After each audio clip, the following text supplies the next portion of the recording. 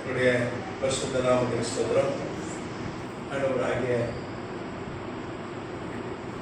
இயேசுவின் நாமத்தினாலே அனைவரையும் நான் வாழ்த்துறேன், வரவேற்கிறேன். இந்த சீகர் பைபிள் இன்ஸ்டியூட்டில் நான் 31 மணி கத்தர் கிருபை செய்ததுக்காக கத்தர் நன்றி சொல்கிறேன். அல்லேலூயா.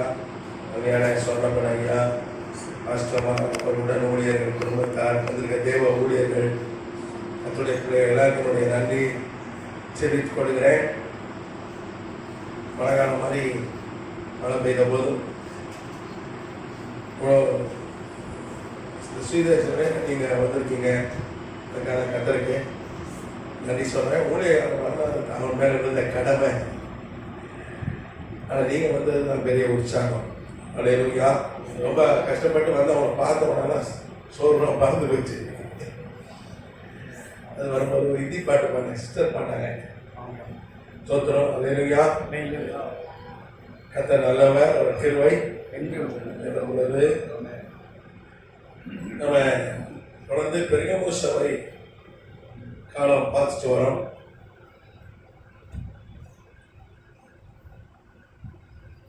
பெருகமு எத்தனாவது சபை? மூன்றாவது.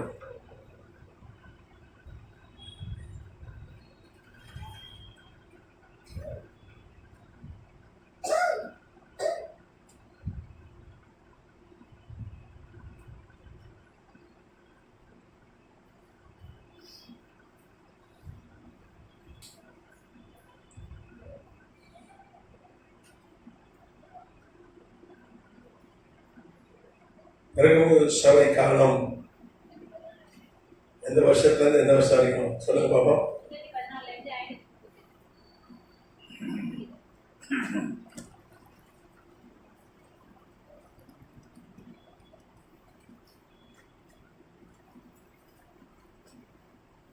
கிபி 538 கிபி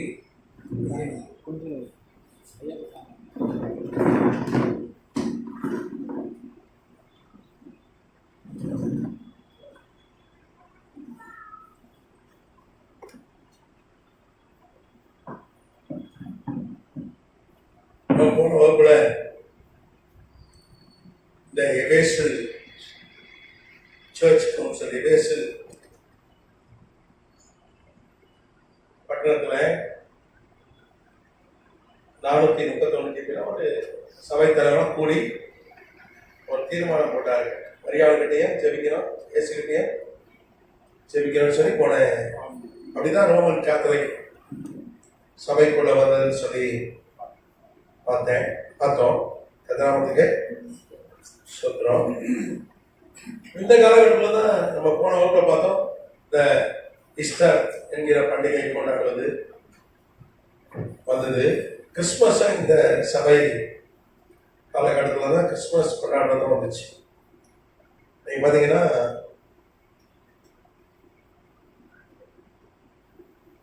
525 கிபியில ஈஸ்டர் என்பது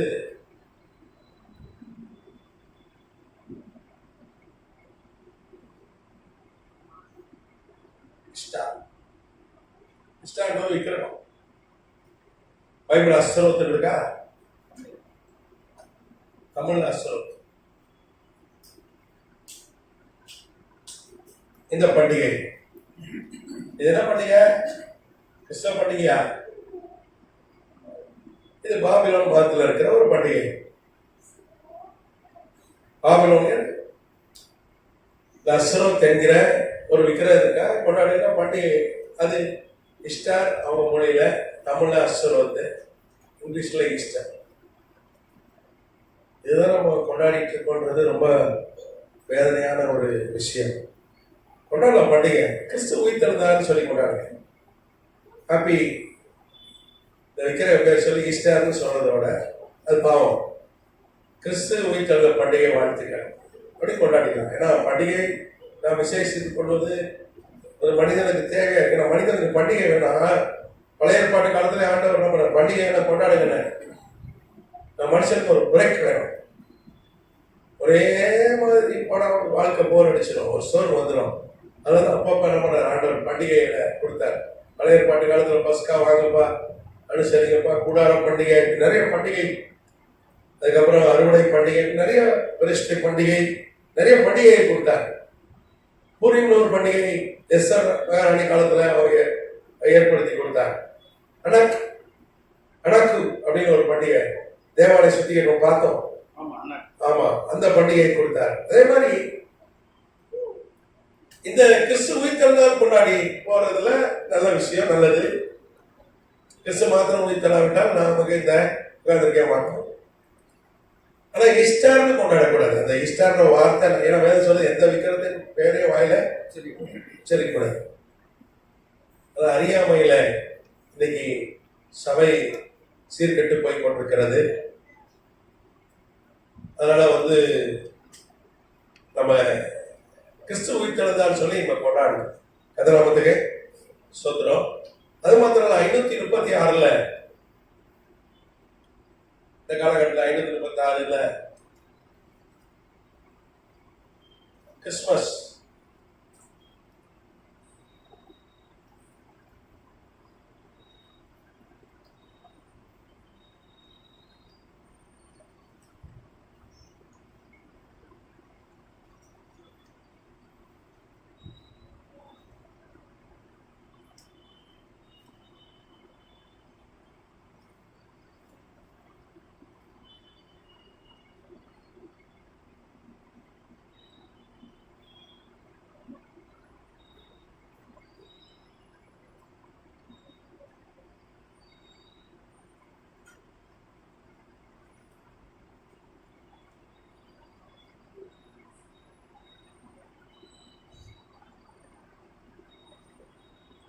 கிறிஸ்துமஸ் கொண்டாடினாங்க.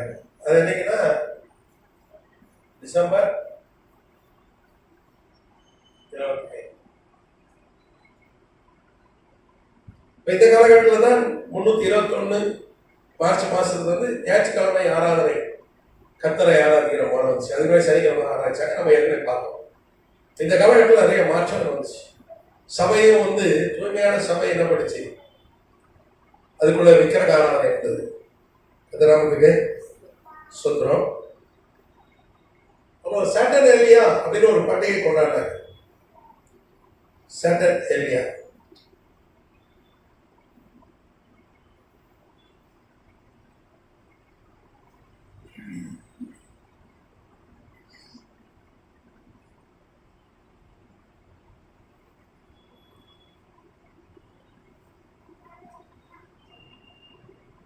ஒரு வாரம் கொண்டாடுவார்கள். ஒரு வாரம் கொண்டாடுற பண்டிகை. அது சாட்டன் ஏரியானா அறுவடை விவசாய பண்டிகை.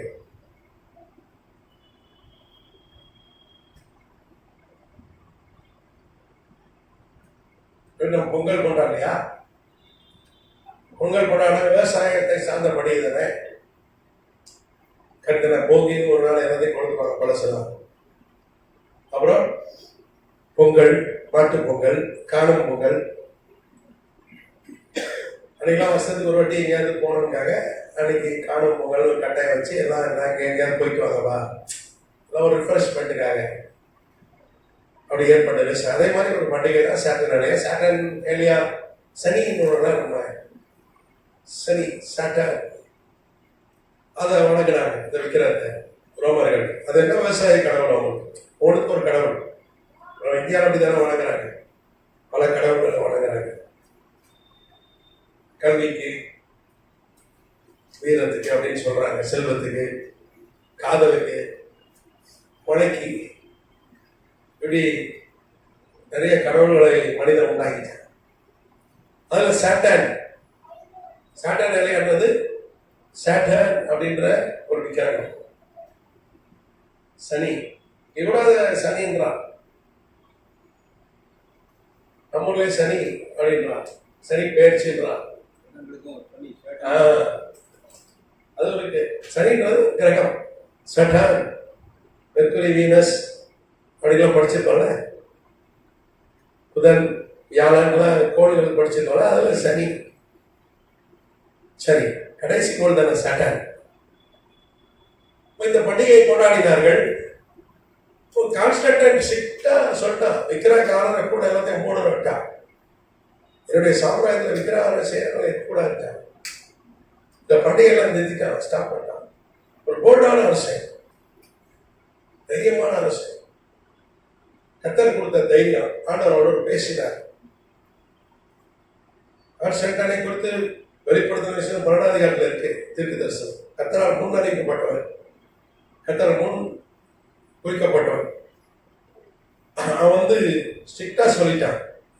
நம்ம ஜனங்களா சொல்ல, ஐயா பண்டிகை கொண்டாடி பழகிட்டோமே, என்ன பண்ணுது? சரி, கிறிஸ்துமஸ் கிறிஸ்து பிறந்தார் கொண்டாட வேணாம். அப்படிதான் 536 கிறிஸ்துமஸ் கொண்டாட ஆரம்பிச்சோம். ஆதி திருச்சபை இந்த பண்டிகைகளை கொண்டாடல. ஆதி திருச்சபை என்ன பண்டிகை கொண்டாடுச்சுன்னா பெந்தகோஸ்தே பண்டிகை கொண்டாடு. பவுலே சொல்றான் 2 இடத்துல, நான் பெந்தகோஸ்தே பண்டிகைக்கு அனுசரிக்கிறேன்னு சொல்றான். அப்போ இன்னைக்கு சபை, ஆதி திருச்சபை, அதான் நம்ம சபை, பெந்தகோஸ்தே சபை, ஆதி திருச்சபை, புதிய ஏற்பாடு சபை. இந்த சபை ஆதியில கொண்டாட பண்டிகை விட்டுடுச்சு. இந்த பண்டிகை ஆதியில கொண்டாடுறது பெந்தகோஸ்தே பண்டிகை. சபை ஸ்தாபிக்கப்பட்டது, அதெல்லாம் கொண்டாட சொன்னார். பெந்தகோஸ்தே பண்டிகை கொண்டாட சொன்னார். ஆனா நம்ம பெந்தகோஸ்தே பண்டிகை கொண்டாடுறோமா? இல்லை. நான் சொன்னேன், கிறிஸ்துமஸ் கொண்டாடுங்க. எனக்கு கிறிஸ்து பிறந்த நாள் கொண்டாடுறது தவறு இல்லை, நன்மைதான், நல்லதுதான். கிறிஸ்து உயிரோடு எழுந்தாலும் கொண்டாடுங்க. ஆனா பெந்தகோஸ்தே பண்டிகை கொண்டாடுங்க, அதையும் விட்டுறாதீங்க. கரெக்டா? 3 பண்டிகை கொண்டாடுங்க. கூட ஒரு பண்டிகை தான் நல்லதுதானே. அன்னைக்கு பிரியாணிலாம் செஞ்சு சாப்பிடுங்க, கேக்கு சுட்டு பழகம் சுட்டு சாப்பிடுங்க. சில சபையில் இன்னைக்கும் பெந்தகோஸ்தே பண்டிகை கரெக்டாக கொண்டாடுறோம். இந்த பாரம்பரிய சபையில பெந்தகோஸ்தே ஞாயிறு வைக்கிறான், அனுசரிக்கிறான். அதை கூட பெந்தகோஸ்தேக்காரன் செய்ய மாட்டேங்கிறான். ஃபுல் காஸ்பல் பூர்ண சுவிசேஷ சபையில் செய்வதில்லை. அது காரணம் அறியாமை. பைபிள்ல ஆதி திருச்சபை கிறிஸ்துமஸ் கொண்டாடல, கிறிஸ்து உயிரோடு எழுந்தாலும் அந்த பண்டிகை கொண்டாடல, குட் ஃப்ரைடே கொண்டாடல. ஏதோ கருப்பு துணியில சிலையை மூடிடுறானே பாரம்பரிய சபை. துக்கம், தாடி வணக்கம், 40 நாள் பூ வைக்க மாட்டேன்றான், நான்வெஜ் கிடையாது. அதில் 3 நேரம் திம்பா, காலையில் ஆட்டுக்கறி, மதியம் ஆட்டுக்கறி, ராத்திரி கோழிக்கறி, இடையில வேற மீன் சாப்பிடுவான். நாளைக்கு 1 நாள் அடிப்பான்.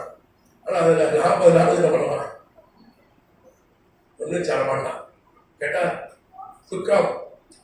அவர் மரித்து உயிரை எழுந்துட்டாரியா, சந்தோஷப்படணும். என்ன துக்கம் இது? அப்படியே இந்த பாபிலோன் மதத்துல தம்பூஸ் ஒருத்தன், தம்பூஸ், அவன் செத்து போயிடுவான். அவன் செத்து இந்த இஸ்டார், ஏன் இந்த பண்டிகை கொண்டாட? இஸ்டார் என்கிற இந்த விக்கிரகம் தம்பூஸ்க்காக 40 நாள் விரதம் இருக்கும். அது பேரு பாபிலோன் மதத்துல பேர் லென்த் டேஸ் தான். நம்ம ஈயட்சா காப்பின்னு ஒரு கதை கேள்விப்பட்டிருக்கீங்களா? அந்த கதை தெரியுமா? ஈயட்சா காப்பின்னு ஒருத்தன் இன்னொருத்தரை பார்த்து காப்பி அடிச்சு பரிசை எழுதியிருக்கான். நல்லா படிக்கிற பையன் வினாடி பார்த்துட்டு எழுதியிருக்கான் பக்கத்துல பார்த்து. கடைசியில ஒரு நல்லா படிக்கிற பையன் பேப்பர்ல உட்கார்ந்துருக்கு. அந்த ஒரே அடி அடிச்சு பேப்பரை படிச்சு வாத்தியாட்ட கொடுத்துட்டான். ஒரு வேற உள்ள வச்சு பேக் பண்ண போல இருக்குன்னு அவனும் ஒரு பிடிச்சி அடிச்சு பேக் பண்ணான். அதான் அடிச்சான் காப்பி. நம்ம அப்படியே அடிச்சா காப்பி தான். பாபிலோன் மதத்துல இருந்த 2 நாட்கள் நான்வெஜ் சாட மாட்டாங்களோ தம்பூஸ்க்காக. ஆண்டவர் சொன்னார், கோவப்படுறாரு. எசேக்கியேல் சொல்லி, தம்பூஸ்க்காக அழுகுறீங்களா? இப்ப கிறிஸ்தவ தம்பூஸ்க்காக அழுகுறான். 40 நாள் ஈஸ்டர்ன்றான். பெரிய வர்த்தகம். மேற்கத்திய நாடெல்லாம் ஈஸ்டர் 10 நாள் லீவ் விடுவான், 1 வாரம் லீவ் விடுவான். தெரியுமா உங்களுக்கு? நம்ம இந்தியாவில் குறைவா கொண்டாடுறோம். அது பெரிய விக்கிரக ஆராதனை, கர்த்தருக்கு பிரியம் கிடையாது. அதனால கிறிஸ்து உயிர்த்தெழுந்தார் கொண்டாடணும். ஆண்டவராகிய இயேசு கிறிஸ்து பிறந்தார், கிறிஸ்துமஸ். நான் ரொம்ப சந்தோஷமான பண்டிகை கொண்டாடணும். ஆனா இந்த பெந்தகோஸ்தே கொஞ்சம் கொண்டாடணும். அதனால பெந்தகோஸ்தே பண்டிகை கொண்டாடணும்னு ஒரு தீர்மானம் எடுங்க. நேசகுமார் ஒரு கண்ண போதுங்க, கிறிஸ்துமஸ் வேணான்றான், ஈஸ்டர் சொல்லாதன்றான், அந்த யோசை பழைய கொண்டாடுறான். பழைய ஏற்பாடு காலத்துக்கு நியாயப்பிரமாண காலத்துக்கு அழைச்சி சொல்றையா? இல்லை இல்லை, பைபிள் இருக்கிறத நான் சொல்றேன், வரலாறு நான் சொல்றேன். அதெல்லாம் கொண்டாடுவோம். அந்த யோசை சபை கொண்டாடுங்க. ஒரு புது ட்ரெஸ் எடுக்கலைன்னா கூட அன்னைக்கு ஒரு பிரியாணி போடுங்க, அன்னைக்கு ஏதாவது பலகாரம் சொல்லுங்க, கொண்டாடுறதுக்கு ஒரு அடையாளத்தை காண்பிங்க. சபையில் ஒரு விசேஷ அன்னைக்கு ஒரு ஆராதனை வைக்கலாம். நாமத்துக்கு சுதந்திரம். புளியந்தோப்புல என்னுடைய ஸ்டூடெண்ட் ஒருத்தர் இருக்கேன், ஒரு வருஷத்தோட பெரிய விழா வச்சிருவாங்க பெரிய சபையில். பயங்கர எல்லாம் கிராண்டா பலப்படம் வந்துடுவாங்க. அந்த மாதிரி கொண்டாடினா கூட அவர் அதான் அனுசரிப்பார். இது பண்ணலாம், சபையில் அனுசரிக்கலாம். கத்தநாமத்துக்கு சுதந்திரம்.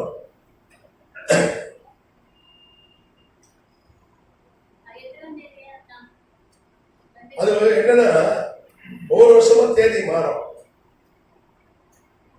நான் சொல்றேன், இந்த மே மாசம் வரும், இல்லைன்னா ஏற்கனவே மே மாசத்துல வந்துடும்.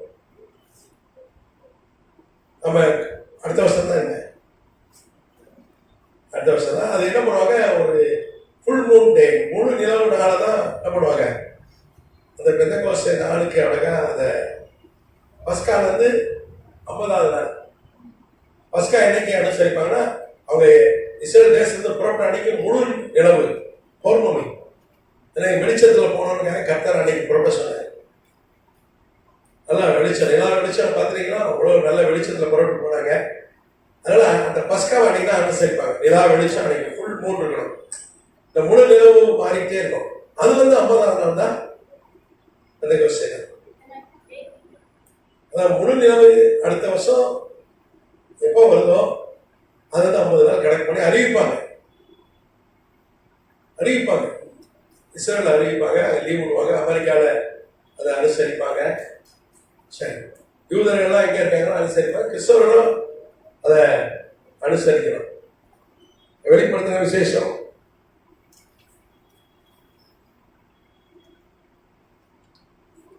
இரண்டாம் அதிகாரம்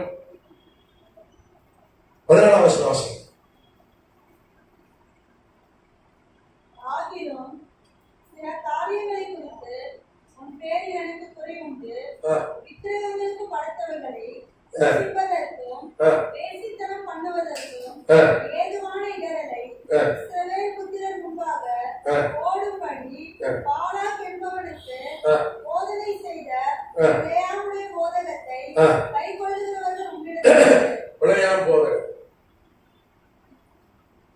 இந்த காலகட்டத்தில் சபைக்குள்ள என்ன போதனை இருக்குதா?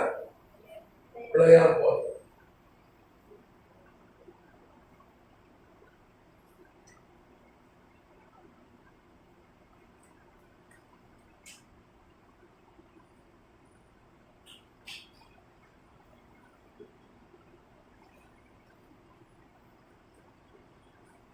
பிழையாம ஒரு தீர்க்கதரிசி பைபிள் இருந்தார்.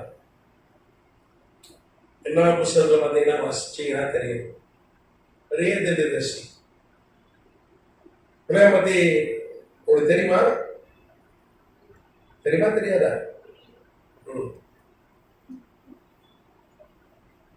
தெரிஞ்சா சொல்லுங்க பார்ப்போம்.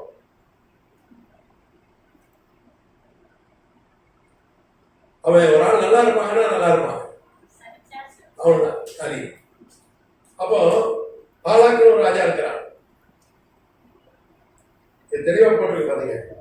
பாலாக் என்பவனுக்கு போதனை செய்த பிழையாம்.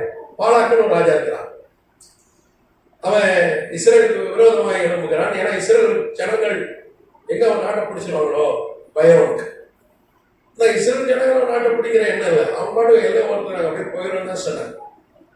ஆனா பயந்து என்ன பண்ணிட்டான், இவங்களோட யுத்தம் பண்ணி ஜெயிக்க முடியாது. ஒரு குறுக்கோழியா இவங்களுக்கு என்ன பண்ணிடலாம், பிள்ளையாவுக்கு காசை கொடுத்துட்டா பிள்ளையாம என்ன பண்ணிடுவான், சமைச்சிருவான்.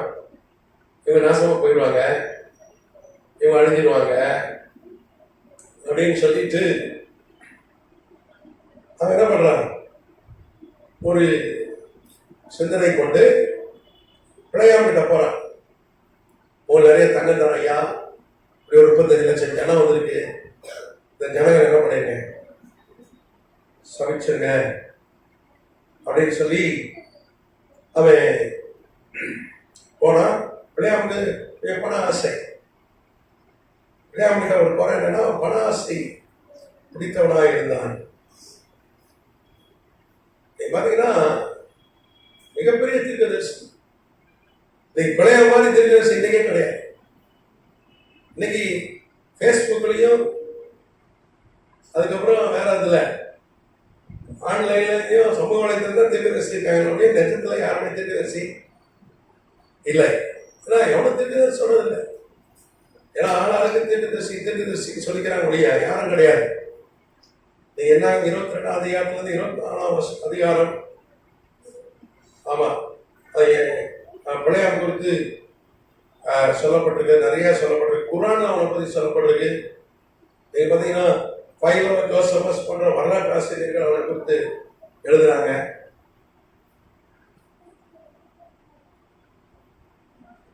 பைலோ, ஜோசபஸ் வரலாற்று ஆசிரியர்.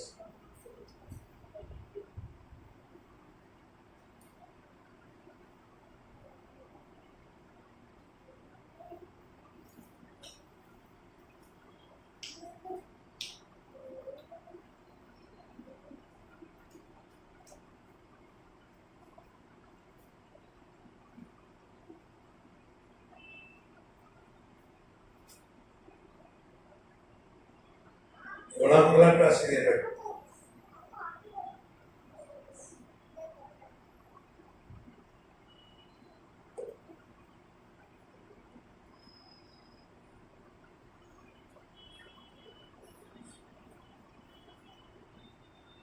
அது மாத்திரம் இல்ல,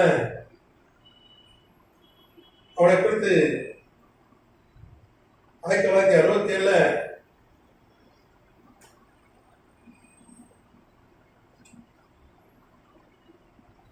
யோர்தான் நாட்டுல தெயின் ஆளான ஒரு இடத்துல,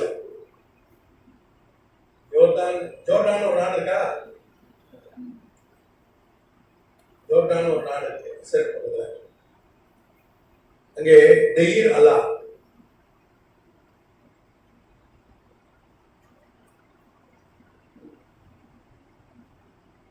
தெயின் அல்லா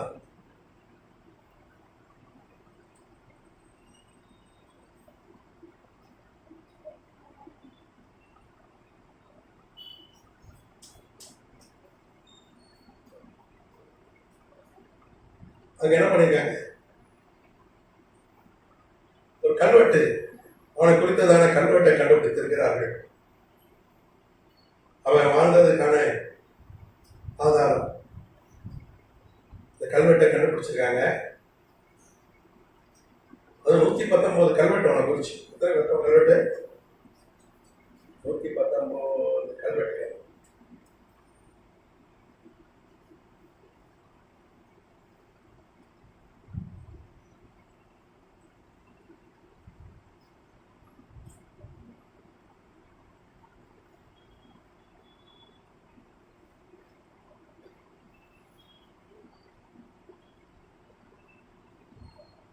ஒரு உண்மையான தீர்க்கதரிசி, வாழ்ந்தவன், உண்மையா வாழ்ந்தவன். ஆனா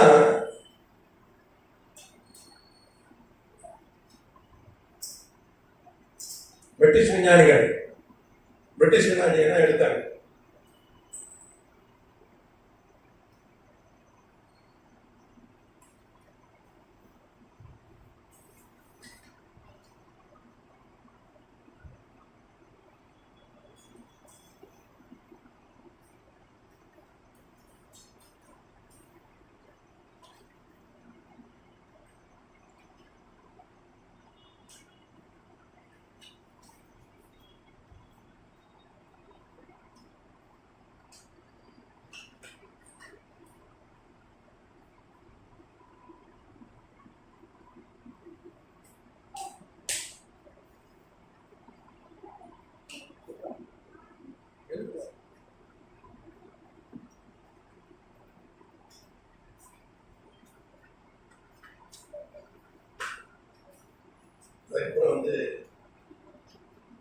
Vander Coach.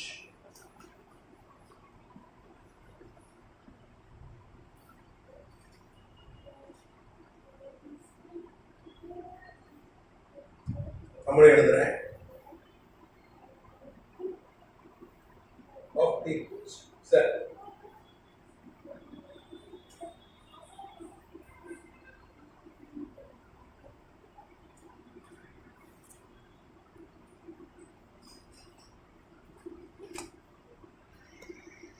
Vander Coach.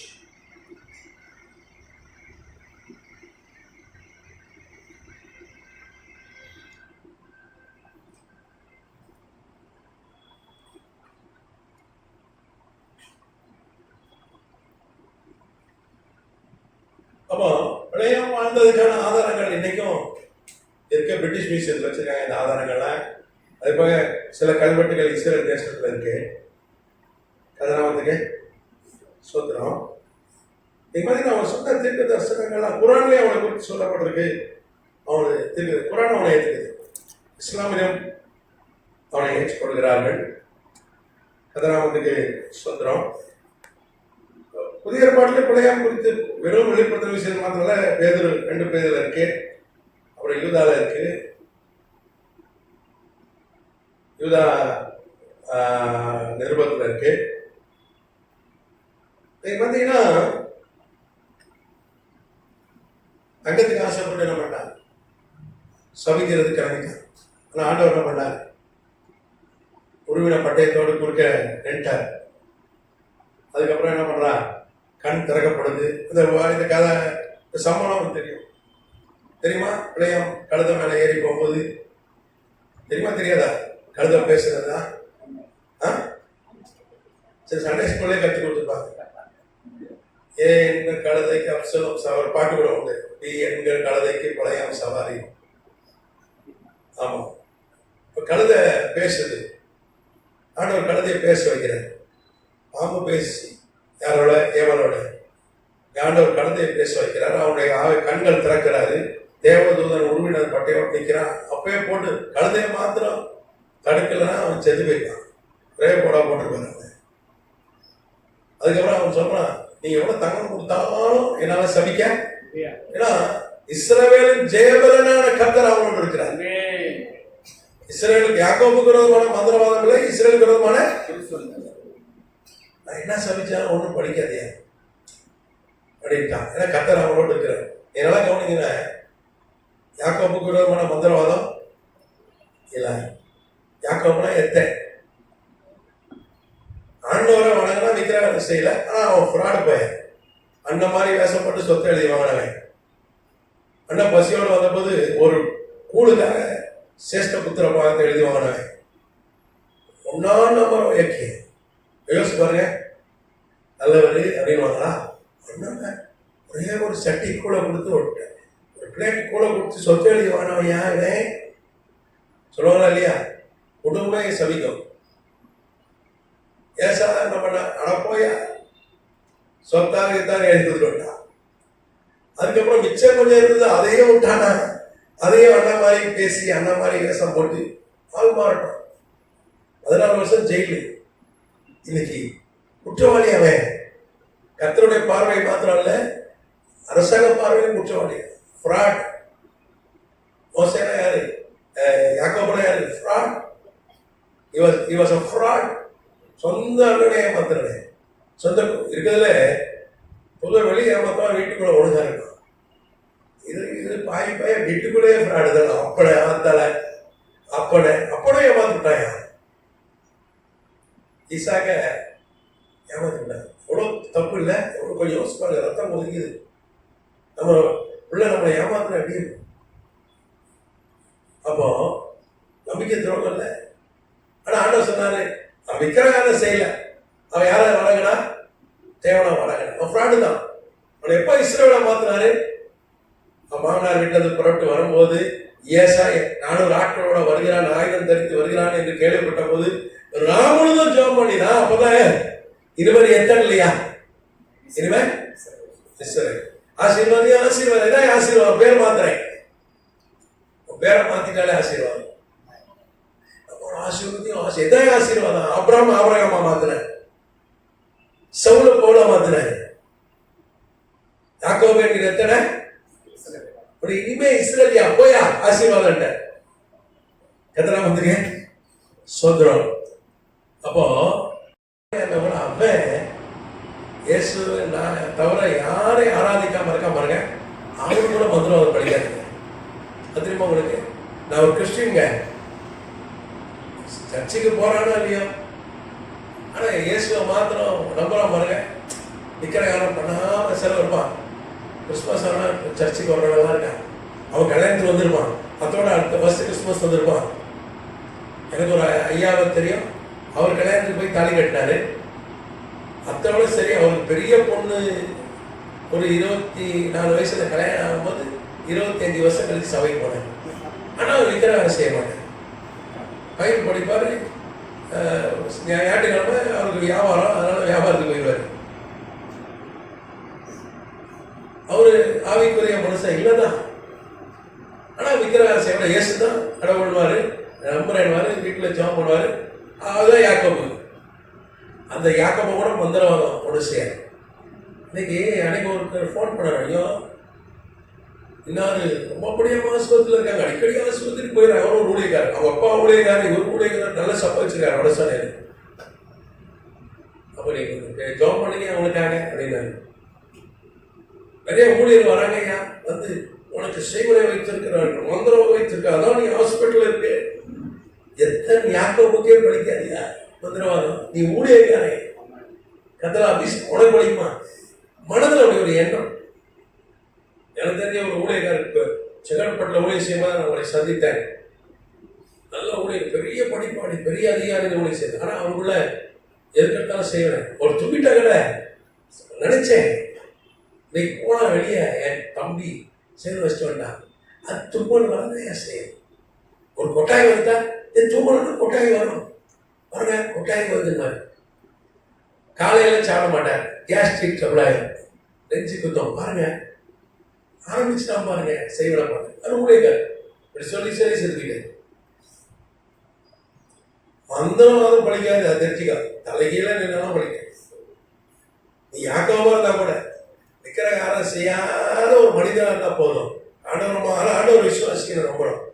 அதான் யாக்கோபு. அதனால ஆண்டவர் சொன்னாரு, யாக்கோபுக்கு விரோதமான மந்திரவாதம் இல்லை, இஸ்ரேலுக்கு விரோதமான ஜனங்களாம் பாயிட்டாங்க. 35 லட்சம். எகிப்துல கூட அவன் தைரியம் வந்தாங்க, இவனை கட்ட எல்லாருக்கும் பயம். கர்த்தர் சொன்னார், இப்போ ஒன்றும் செய்யாது, நான் பார்த்துக்கிறேன். இவன் பார்த்தா, ஐயோ சபிக்க விட மாட்டேங்காரு, என்ன செய்யறது? கூப்பிட்டா அவரை பாழாக்க தங்க வாங்கிட்டான். ஒரு வீடு நிறைய தங்க வாங்கிட்டான். எத்தனை டன் வாங்கிருப்பான் பாருங்க. ஒரு வீடுன்றது 2 கண்டெய்னர் நிறைய தங்கம், 2 கண்டெய்னர் பாருங்க, எத்தனை லாரி தங்க வாங்கிட்டான். நான் ஏதாவது செய்யணுமே, பணம் ஆசையில வாங்கிட்டான். ஆனா தீர்க்க தரிசனமா போய் தீர்க்க சொல்லுங்க. அவன் சொன்னா தீர்க்க தரிசனம் நிறைவேற்றி. அவன் தான் சொன்னா யாக்கோபுல ஒரு செங்கோல் உதிக்கும், ஒரு நட்சத்திரம் உதிக்கும்னு சொன்னான். ஆண்டவராக இயேசு கிறிஸ்துவை தீர்க்க சொன்னேன். இன்னைக்கு இருக்கிற இந்த ஃப்ராடு பயில தீர்க்க சொன்னாங்க, அந்த மாதிரி கிடையாதானே. இந்த பயில ஏன் கலந்துக்க சொல்றானே, இன்னைக்கு துட்டுக்கு தானே என்ன கதியாகும் தெரியல. குழையாம கதியை பார்க்க பார்க்கிறேன், இவனுக்கு கதியில என்ன ஆகும் தெரியல. அப்போ அவன் என்ன சொன்னா, ஒரு பெரிய விக்கிர விழாவை, அவங்களை வேசித்தனம் விழாவை, ஒரு ஃபெஸ்டிவல் வைக்கிறது, படைச்சதெல்லாம் அவங்களை சாப்பிடுவை. அவங்க தானே அழிச்சிருவேன், கத்தரை அவங்களை அடிச்சிருவேன். அவங்களுக்கு சபிக்க வேணாம், ஒன்று செய்யணும், பாவம் செய்ய வச்சா போதும், கத்தரை என்ன பண்ணிடுவாரு. அதெல்லாம் போதிச்சு. அதுதான் இந்த போதனை. அதே மாதிரி அவர் தவறு செய்தார்கள், கத்தர் அவரை அடித்தார். எப்போ அந்த வாதம் நினைச்சு வினேகாஸ் போய் ஈட்டியில போய் ஒருத்தர் என்ன பண்ணான், குத்துனா ஒரு ஆணையும் பெண்ணையும் நினைச்சு. கரெக்டா? அதே மாதிரி அதான் பிள்ளையாவின் போதல், பேசித்தனம் பண்ணுதல், அப்புறம் விற்கிறது படைத்தல் சாப்பிடுது.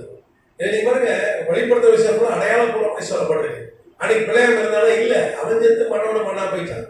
நரகத்துக்கு போறதுக்கு கர்த்தருடைய பாதாளத்தில் வைத்திருக்கிறார். அவர் மரித்து உயிரோடு எழுந்து ஆபிரகாம் மடியை எல்லாத்துக்கு ஆட்களை கொண்டு போய் பரதீசில் வச்சாரெல்லாம் 3வது நாள் அவனும் வைக்கல. இன்னைக்கு நரகத்துக்கு வைக்கப்பட்ட அவன் எப்படி செத்தான்னு உங்களுக்கு தெரியும். யோசுவாவை பார்க்கிறோம், அவன் சங்கரிக்கப்பட்டான்.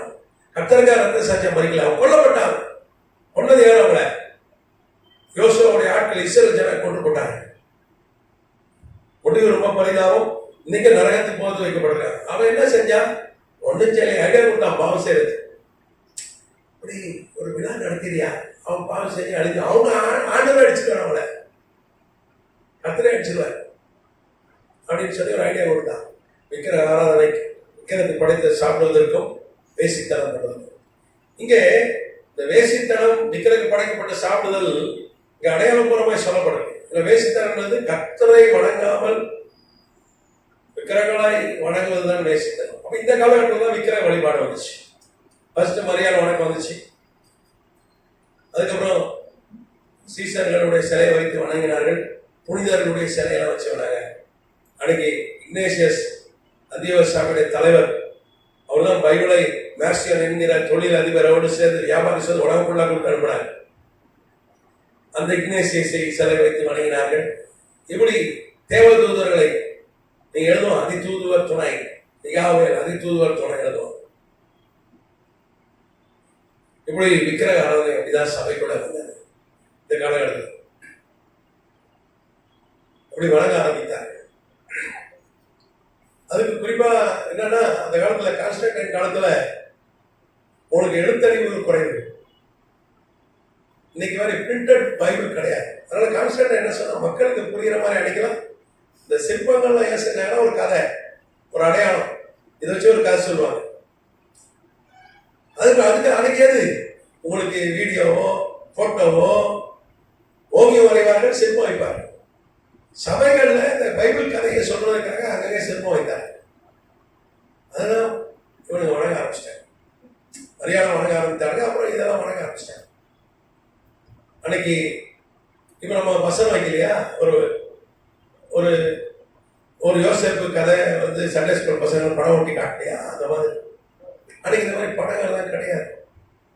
ரொம்ப கஷ்டம். அதனால ஒரு சிலைகளை வாழ்ச்சி ஒரு கதை அதை வச்சு அப்படிதான் வணங்க ஆரம்பித்தாங்க. இப்போ கிறிஸ்துமஸ்க்கு நம்ம குடியில் வச்சு மெய்ப்பர்கள் ராஜாக்கள் அப்படிலாம் பொம்மை வைக்கலையா, அதுதான் பாருங்க இதுதான் நடந்த சம்பவம், அதை உணர்த்துறது. அந்த மாதிரி அதை வணங்க ஆரம்பிச்சாங்க. இப்படிதான் விக்கிரக ஆராதனை சபைக்குள்ள வந்தது. விக்கிரகங்கள் படைக்கப்பட்டதை சாப்பிட ஆரம்பித்தார்கள். அப்ப இந்த காலகட்டத்தில் தான் பிள்ளையாமுடைய போதனை சபைக்குள்ள வந்தது. இதான் பிள்ளையாமுடைய போதனையாக இருக்கிறது. சரி, அடுத்து நம்ம டைம் ஆயிடுச்சு. 8:59 கேள்வி தான் கேளுங்க. நான் மழை வர கூட ஆரம்பிச்சிடுறேன். 431 மரியாதை வணக்கம் சபையில அப்புறம் கொஞ்சம் கொஞ்சமா சிலை வந்துச்சு. சிலை எப்படி வந்துச்சுன்னு பாருங்க. 321 மார்ச் 7 321.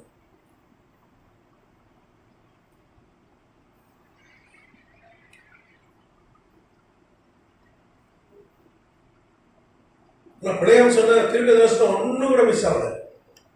கரெக்டா தீர்க்க தரிசனம். ஆனா என்ன துட்டுக்காக நான் வேண்டாம். 2 வீடு நிறைய தங்கம் வாங்கிச்சு. பாவசேஷ் கத்தர் இன்னைக்கு வரைக்கும் அவனை வச்சிருக்காரு. பிள்ளையாம் போதனை புதிய ஏற்பாட்டில் எத்தனை இடத்துல இருக்குன்னு நம்ம பார்த்தோம். ஆனா இப்ப இருக்கிற பயக்க தீர்க்க சொன்னாலும் மாட்டிக்கு கள்ள போதனை இப்படியா மாதிரி கள்ள போதனை பண்ணிடுறாங்க. இவங்க என்ன கதியாம இருக்கு யோசிப்பாங்க. பரவ போகணுங்களா யோசிச்சு பாருங்க. போதனை கள்ள போதனை போய் கள்ள திருக்கு தரிசனம் கிடையாது. இல்லை திருக்கு தரிசனம் கரெக்டா சொல்லணும். எக்ஸாக்டா கிடையாது. திருக்கு தரிசனம்லாம் என்னெல்லாம் தெரியுது நிறைவேற்றி நம்ம அடுத்த வகுப்புல பார்க்கலாம். கர்த்தருடைய பெரிதான கிருபை இருக்கிறதுனால. ஏதாவது கேள்வி இருக்கா சகோதரிகள்? மார்க்கெட் ஏதாவது கேள்வி இருக்கா? ஜெபம் கண்களை மூடும். அல்லேலூயா. கர்த்தர் நம்மோடு இன்றைக்கு மறுபடியும் இடைப்பட்டார். கர்த்தருடைய தாசனை கொண்டு நம்மோடு பேசியிருக்கிறார். வெளிப்படுத்துகிற விசேஷத்தில் பெர்கமு சபைக்கு சொல்லுகிறதை இன்றைக்கு நாம் கேட்டு அறிந்து படித்து கொண்டு வருகிறோம். பெர்கமு சபையின் தூதனுக்கு எழுத வேண்டியது என்று சொல்லுகிறார். சபைகளுக்கு சொல்லுகிறதை, ஆவியானவர் சொல்லுகிறதை காதுள்ளவன் கேட்க கடவன் என்றும் வேதத்தில் வாசிக்கிறோம். நமக்கு கர்த்தர் கொடுத்திருக்கிற செவிகள், காதுகள், அவருடைய சத்தத்தை கேட்கும்படி கர்த்தர் நமக்கு செவிகளை கொடுத்திருக்கிறார். காதுள்ளவன் கேட்க கடவன் என்ற வார்த்தை அடிக்கடி வேதத்தில் வருகிறது பல முறை. நமக்கு செவிகள் இருக்கிறதா என்பதை நாம் சோதித்து பார்க்க வேண்டும். செவிகள் என்றால் கர்த்தருடைய சத்தத்தை கேட்கிற செவிகள், கர்த்தருடைய வார்த்தையை கேட்கிற செவிகள். அநேக வார்த்தைகள், உபதேசங்கள், கள்ள போதனைகள் உலகத்திலே எழும்பி வருகிறது. ஆனால் அதிலே மெல்லிய அமர்ந்த சத்தத்தை உடைய கர்த்தருடைய வார்த்தை கேட்கிற செவிகள், கால் உள்ளவன் கேட்க கடவான். ஆண்டவர் சொன்னார், என் ஆடுகள் என் சத்தத்திற்கு செவி கொடுக்கிறது.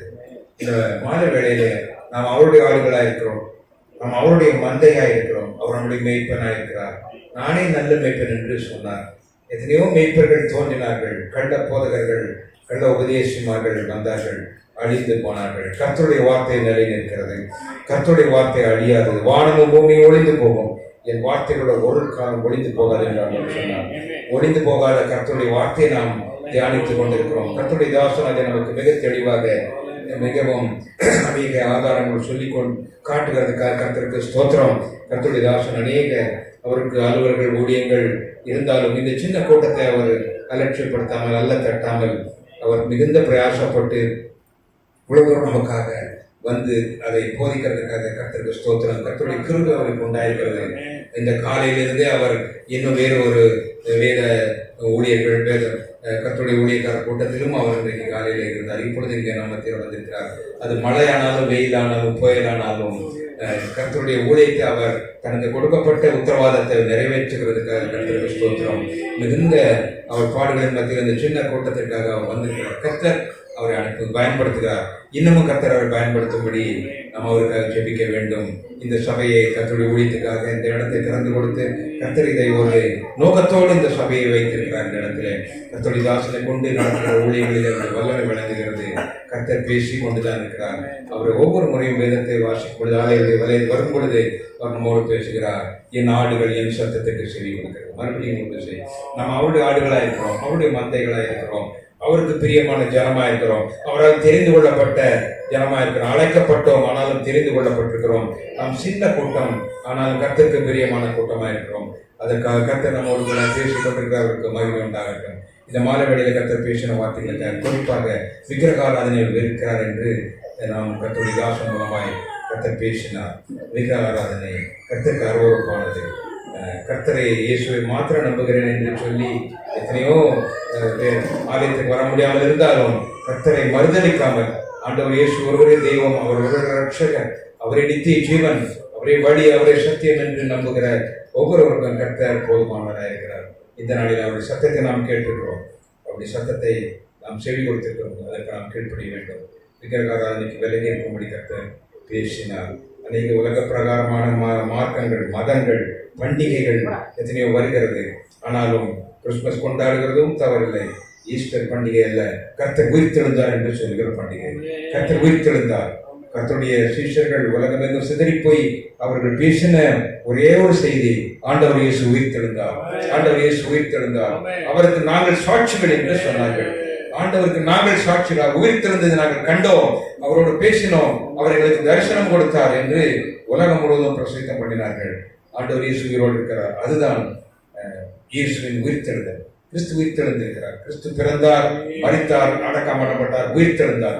இதுதான் சுவிசேஷம், இதுதான் நற்செய்தி. இதையும் கர்த்தர் நமக்கு வெளிப்படுத்தியிருக்கிறார். இன்றைக்கும் செய்தியை நாம் மறுபடியும் ஒரு விஷயம் கேள்விப்பட்டோம். அவருக்கு செவி கொடுப்போம். கண்களை மூடி ஆண்டவரை நோக்கி பார்ப்போம். ஆண்டவரே, எங்களோடு பேசின வார்த்தைகளுக்காக ஸ்தோத்திரிக்கிறோம். ஆண்டவர் தாசனை கொண்டு நீ பேசுகிறேன். வாரந்தோறும் நாங்கள் ஆலயத்துக்கு வரும்படி ஆண்டவர் இந்த சின்ன கூட்டமாக இருந்தாலும் ஆண்டவர் எங்களுக்காக தாசனை பேசுகிறேன்.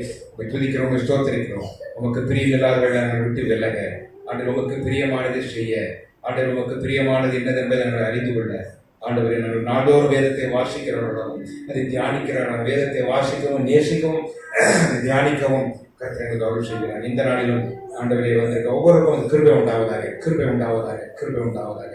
இறக்கங்கள் சொல்லிக் கொள்ளட்டும். அவருடைய நாங்கள் ஒருவர் ஆலயத்தில் சந்திக்க வேண்டும். ஆண்டவரே எங்களை கண்மணி போல காத்தோம், கண்மணி போல காத்தோம், நல்ல விபத்து தீமைக்கு விலைக்கு காத்துக்கொள்ளும். ஆண்டவரே இந்த நாமத்துக்கு மகிமை செலுத்துகிறோம், எங்களை பயன்படுத்தும். ஆண்டவரே இன்னமும் ஆண்டவரே எங்களை ஆண்டவரை ஆசிரியர் எங்களை ஆண்டவரை பாதுகாத்து இந்த நாமத்தை மேம்படுத்தும். ஒருவருக்கு சகல மகிமை துதிகளும் ஸ்தோத்திரமும் உண்டாவதாக. ஆண்டவராக இயேசு கிறிஸ்துவின் நாமத்தில் வேண்டுகிறோம், எவன் கேளு நல்ல பிதாவே. ஆமென், ஆமென். எவரும் சேர்ந்து சொல்லுவோம், என் ஆத்துமாவே என்னுடைய பரிசுத்த நாமத்தை ஸ்தோத்திரம், என் ஆத்துமாவே கர்த்தரை ஸ்தோத்திரம், கர்த்தர் செய்த சகல உபகாரங்களை மறவாதே. ஆமென். நம்முடைய கர்த்தராகிய இயேசு கிறிஸ்துவின் கிருபையும் பிதாவாகிய தேவனுடைய அன்பும் பரிசுத்த ஆவியானவருடைய நிர்ணயிக்கணும் இன்றும் இன்னும் சதா காலங்களிலும் நம் அனைவரோடு கூட நிலைத்திருப்பதாக. ஆமென், ஆமென். அல்லேலூயா, அல்லேலூயா, அல்லேலூயா.